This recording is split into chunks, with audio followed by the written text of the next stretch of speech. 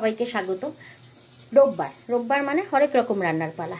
এবার আজকে একটা খুব হালকা মাংস তোমাদের দেখাবো। এখানে মাংসটাকে টক দই, হলুদ আর অল্প একটু শুকনো লঙ্কা গুঁড়ো দিয়েছি। এরপরে এর মধ্যে দেব তোমার সর্ষের তেল। দেখো খুব অল্প পরিমাণে সর্ষের তেল।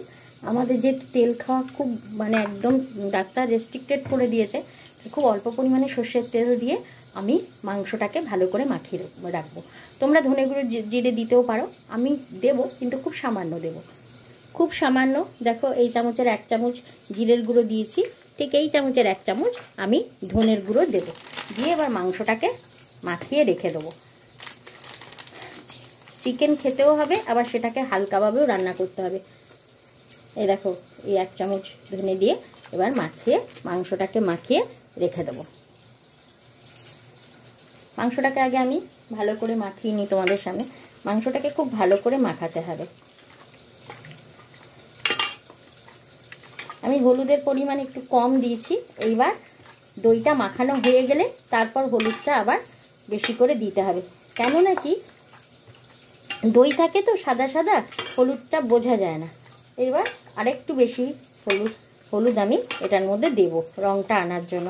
অনেকে কাশ্মীরি লঙ্কার গুঁড়ো দেয়, দেয়, আমি সেগুলো দিইনি। আমি আজকে খুব সামান্য এমনি আমি লাল লঙ্কা ইউজ করি না, খুব সামান্য লাল লঙ্কার গুঁড়ো এর মধ্যে দিয়েছি। আমি আরেকটু হলুদ দেবো এর মধ্যে, আরেকটু পরিমাণ হলুদ এর মধ্যে অ্যাড করেছি।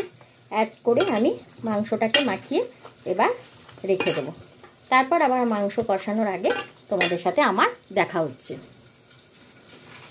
আমি তেল ফোড়ন দেব, ফোড়ন দিয়ে আমি আর তেলটা দেব। তেলের মধ্যে এবার চিকেনগুলোকে তো আমি ম্যারিনেট করে রেখেছি, আলুটাও ভেজে রেখেছি। এবারে আমি তেল দেব। তেলের মধ্যে গোটা জিরে, তেজপাতা, শুকনো লঙ্কা আর কাঁচা লঙ্কা আর অল্প চিনি দেখো আমি ফোড়ন দিয়েছি। এবার চিনিটাকে একটু ক্যারামেলাইজ করে নেবো রঙটা হওয়ার জন্য। চিনিটাকে একটু ভালো করে লাল হতে দেওয়া অবধি টাইম দেবো। এরপরে আমি পেঁয়াজ রসুন তেলের মধ্যে ছেড়ে দেবো। এবার তেলের মধ্যে আমি পেঁয়াজ রসুন ছেড়ে দেবো। তেলের মধ্যে পেঁয়াজ রসুন ছেড়ে দিয়েছি। পেঁয়াজ রসুনটাকে এবার খুব ভালো করে আমি ভেজে নেব। ভেজে নিয়ে তারপরে টমেটোটাকে কুচি কুচি করে দেব। আগে পেঁয়াজ রসুনটাকে একটু ভালো করে ভেজে নিই। এইবার টমেটো দিয়ে দিলাম। টমেটো দিয়ে এইবার আমি নুন দেব, নুন আর আদা বাটা দেব। টমেটোটা একটু ভাজা ভাজা হোক, তারপর নুন আর আদা বাটা দেব। নুন দিয়ে দিলাম। এবার আরও একটু হলুদ দেব। আমি নুন হলুদ দিয়েছি, দেখো কতটা জল বেরিয়ে গেছে। টমেটো নুন হলুদ দিয়েছি। এবার টমেটোটাকে আমি একটুখানি ঘাটা ঘাটা করে দেবো, নাহলে মাংসের মধ্যে উকি ঝুঁকি মেরে থাকবে। তাই আমি টমেটোটাকে একটুখানি ঘাটা ঘাটা করে দিয়ে এবার মাংসটাকে এর মধ্যে মাখানো মাংসটাকে, ম্যারিনেট করা মাংসটাকে এর মধ্যে দিয়ে দেবো। আগে টমেটোটাকে একটু মাখা ঝাঁকা করে নিই। টমেটোটা মাখা ঝাঁকা করে নিলাম। লঙ্কাগুলো গলে গেল।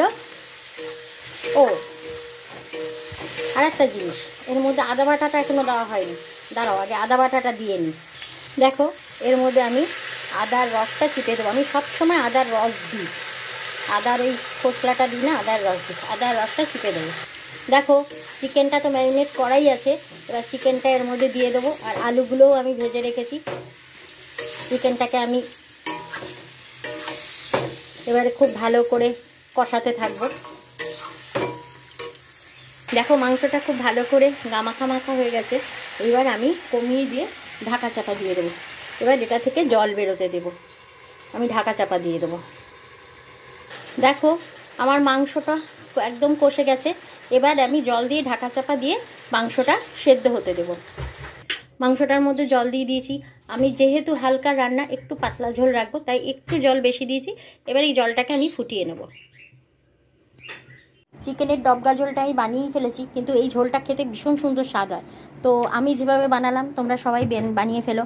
আমার চ্যানেলের পাশে থেকো, লাইক করো, কমেন্ট করো, শেয়ার করো, সাবস্ক্রাইব করো প্লিজ।